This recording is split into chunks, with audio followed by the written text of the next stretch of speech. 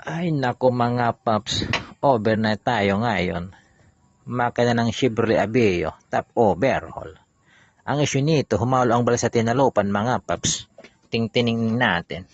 Ayan, ayan, ayan, wasak. Mga paps, alam nyo ba mga paps, yung Chevrolet na ito mga paps, halos walang gaanong issue to mga paps. Okay lahat, papel rehistro, very good, overall 98% mga paps. Ibinenta lang to ng may-ari ng 15K mga paps, tumatakbo, umaandar. Natakot siya baka malaki gagastos sa pagpagawa. Ngayon, eto na, binenta ng 15K. Gasket lang yung sira mga paps. Pag nakita to ng may-ari, iiyak ngayon to. 15K ba naman, ang ganda, rehistrado, modelo na siya. 2006 model. Ayan. Bukas mga paps, uusok ng tambutso niya ito. Pagpapatay tayo ng lamok bukas mga paps. Ayan, abangan nyo mga paps. Hello vlog, welcome to my paps. Meron tayong ginagawa din na Chevrolet Optra. Ang issue nito hindi na umaandar. After natin matap overhaul, hindi na umandar mga paps. Umandar saglit tapos namatay at ayun hanggang ngayon hindi na umaandar.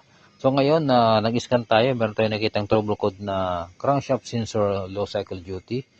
So ang gagawin natin dito ay check ng kanyang CPK. So ito yon o goods naman.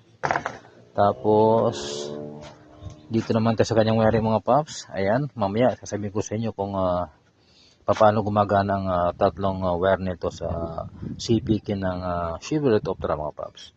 Yung kanyang CPK pala mga paps ay CPK mga paps ay di yan nakalagay yan mga paps. Ayan, diyan nakalagay yung kanyang CPK. Kailangan ko pang tanggalin yung kanyang tambutso para makapasok yung ating daliri na mga Michael Jordan. Ang lapad, ang haba ng mga daliri mga paps.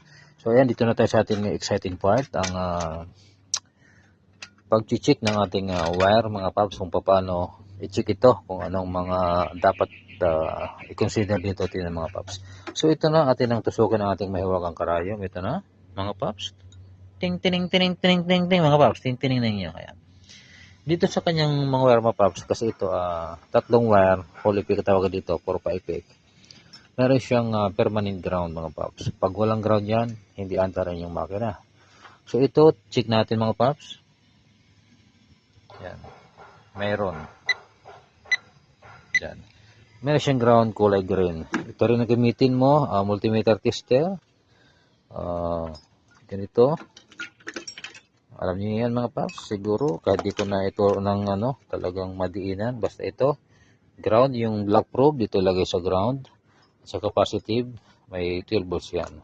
Tandaan nyo mga paps ha, tandaan nyo, itong holy pick nito ay wala siyang 12 volts na supply, kundi ay ground lamang mga paps, ground. So yun lang ating tips of the day. Pagdating sa Chevrolet Optra, ang issue nito ay low cycle duty. So yun lang titignan nyo mga paps, yung kanyang supply ng supply ground ng kanyang CPK mga paps. Mga paps, muli tayo na ay magbabay magilo na. Tapos natin walang kwit ng video nito mga paps, sumahaba. Ayan, bahala na kayo magbasa sa akin mga sinasabi. Pag hindi maintindihan, bahala na kayo. Problema nyo na yun. Okay, Chevrolet Optra, bye bye. Siya nga pala mga paps. Nakalimutan ko pandarin. Ayan, para maniwala kayo, pandarin natin. Tara mga paps, ayan. Baka sabihin yung hindi totoo yung sinasabi ko. Ayan. I-start ko po. Usok natin tabotso. Yun. Diba? Umandar. Ayan, ayan. Diba mga paps? Aray. Umandar na siya. Diba? Ayan. Maandar. Kumikining-kining makina maingay. Diba? Ayan. Diba? Umaandar na yan. Diba? Totoo mga paps. Doon sa kanyang sensor mga paps, yung sinabi ko kanina, hindi ko na ulitin. Yun ang gawin nyo. Pagka nagtro-troubleshoot ko na ayaw umandar mga paps. Ayan. Okay na yan.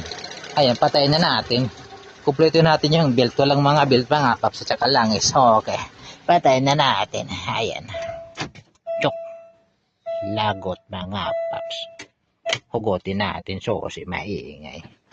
Isara natin pendo. Ayan. Okay na mga paps. Pwede na pagkawalan. Wala nang sakit sa ulo.